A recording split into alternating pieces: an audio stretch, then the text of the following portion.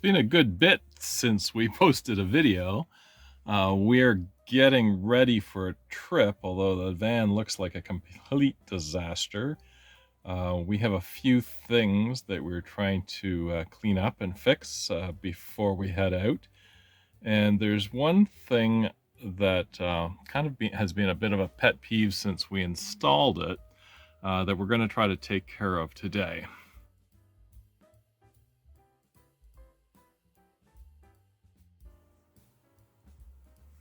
If you've watched any of our previous videos, you are probably aware that we have a Victron electrical system in the van.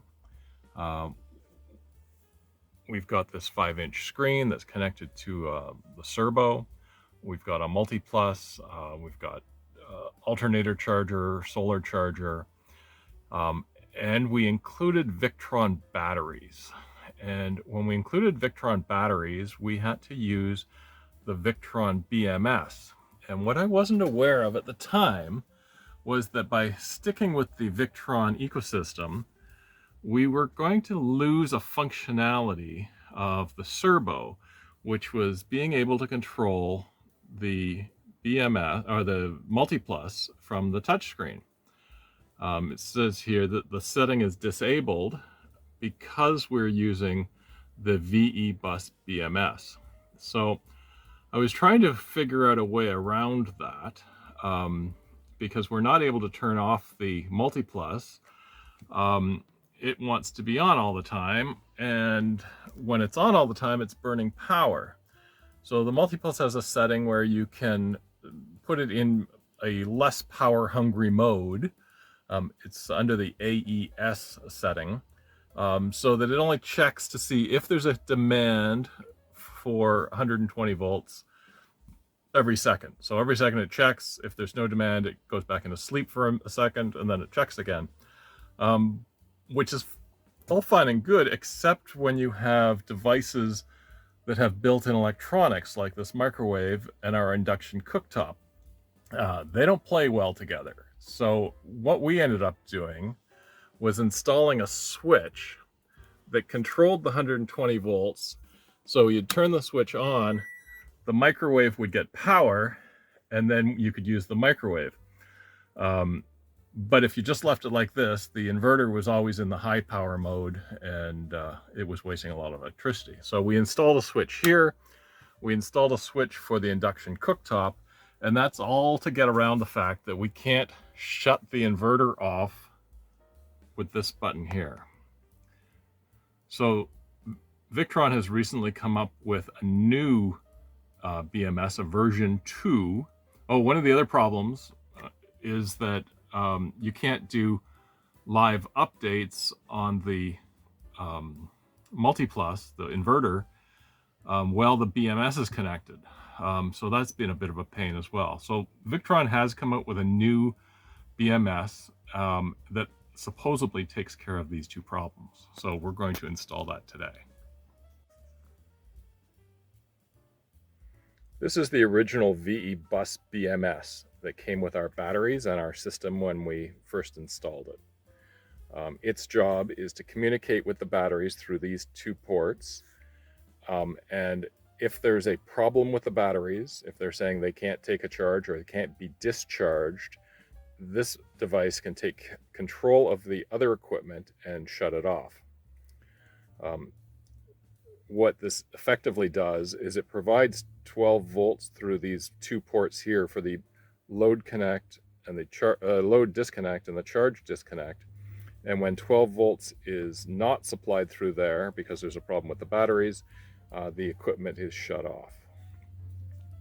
The new BMS, the Ve.Bus BMS version 2, does the same things, but it also has a few additional functions, and you can find somebody that is better versed in telling you what the differences are. But for me, it's going to allow me to live update my multi-plus inverter, and it's going to allow me to shut off the inverter through the servo.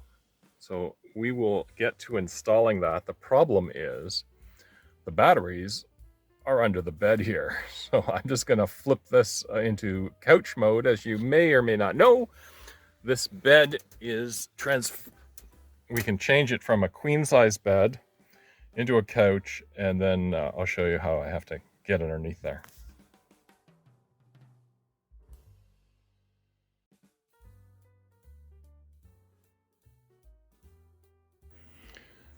This is the area at the back of the van under the bed. This is where the electrical equipment is, and behind this equipment is where the batteries are stored. So to get to that, we have to loosen up these bed slats. There's just two bolts. There's one here and one over here that I've already loosened, and we should be able to pull this back and lift it up. So I'll do that with 2 hands, and I'll get back to you. So I've been able to push the bed frame forward and then just hold it up with a bungee. That gives me access to this panel, which covers up where the batteries are. I'll just pull this forward and I'll have access to the inside where the BMS is. So I've just pulled these 2 tabs, pulled the panel forward, and here are our batteries, our main fuse, and the BMS is there. That's what we're going to be replacing. So this is the original BMS. The 2 control wires from the batteries are down here. This leads to the multi-plus, and then the remote, if we'd had the digital multi-control, would have been plugged in here, but our digital multi-control, our servo, is plugged in down below. But I do now need a new wire that will run from the new BMS's remote port to the servo. So there is going to be a little bit of additional extra wiring involved here. But in the meantime, I'm going to take these pieces apart. I'll turn the battery off first, take these pieces apart, make sure I keep control of what these wires are, so that I can plug them into the appropriate ports on the new BMS. And then I think all we'll have to do is run a new data cable from here to the servo. So I'm just going to start by removing the 2 screws that hold the BMS to this panel, and that'll give me a bit better access to the wires. So the wires I'm going to have to take off of the old one are the 2 control wires from the batteries, the wire that goes to the multi-plus quattro. We'll need a new wire to the remote port. We have DC power, and we have the load disconnect and charge disconnect, which will be connected to this new device. So this is the setup of the wires before I change them over. The red is the battery plus, the yellow is the load disconnect, and the brown is the charge disconnect. So they will go into the appropriate spots on the new BMS. And I'll do that with and get back to you. So this is the main power shut off. So we'll just start by shutting it off, which turns off all the battery power. There's still power coming in from the shore power, but it doesn't get as far as the battery. So the inverter is actually still on, but we'll have to shut that off as well at some point. So that was a little tougher than it should have been. You have to press these little orange tabs to loosen, and you can see the damage I've done trying to push those orange tabs. They didn't give you a lot of room to get in there, but anyway, we got the wires out, and we'll just transfer them over. So this is the wiring, transferring the old wire. We've got the battery sense wires here. We've got the wire going to the multi-plus.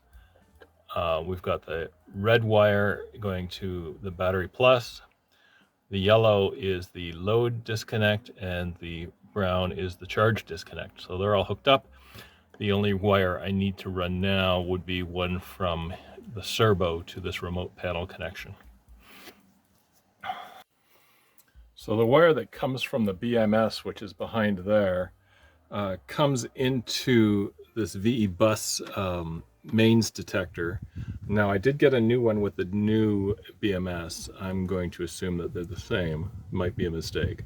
So that's it comes in from the BMS here, then it goes out from here and into here.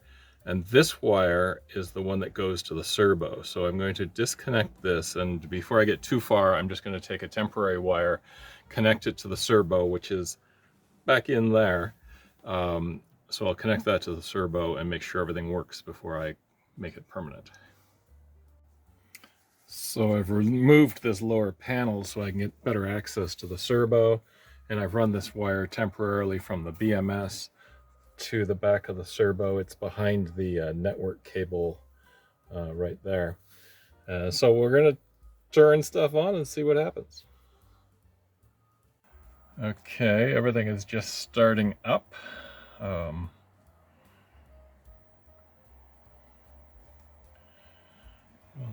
see what's looking on here. Notifications and settings.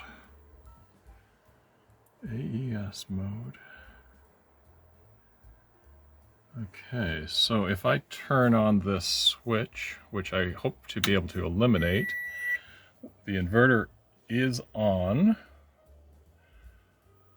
Ooh. Okay, so the microwave's on. Let's see if we go to pages here. Whoops. This is still setting up here. Pages. Let's see if we can turn the inverter off here. Change it to charge only. Oh, I heard it click, and the microwave turned off. So I think I'm going to have to turn off the inverter only on. So that is now working. We're going to have to, oops, turn this microwave off. It's not liking the AES power. So we will have to turn that off. But because we have control over the inverter, that won't be as big a deal. We'll just be able to turn the inverter on and off here. I do have to do a system update, which I should be able to do live now. And so we'll give that a shot, and we'll come back after we get the update. Okay, so I had to update the firmware on the MultiPlus and update the firmware on the BMS, the new BMS, but look at this. If we press this button here, charger only, inverter only, off. So it does, the two benefits that I was hoping to get are now working. So let's see if we turn the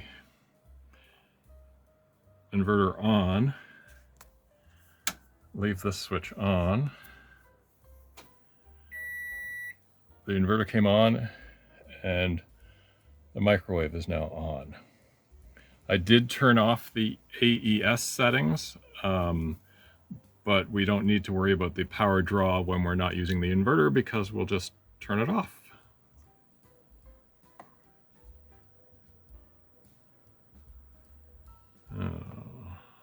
Somehow there's off.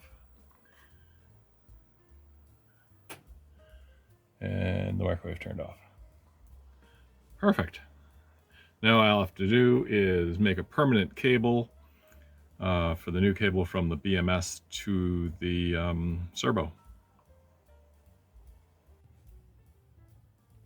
So there we go, all back together, but with the added functionality of being able to control the MultiPlus from the servo 50 touch 50 screen or remotely through the VRM.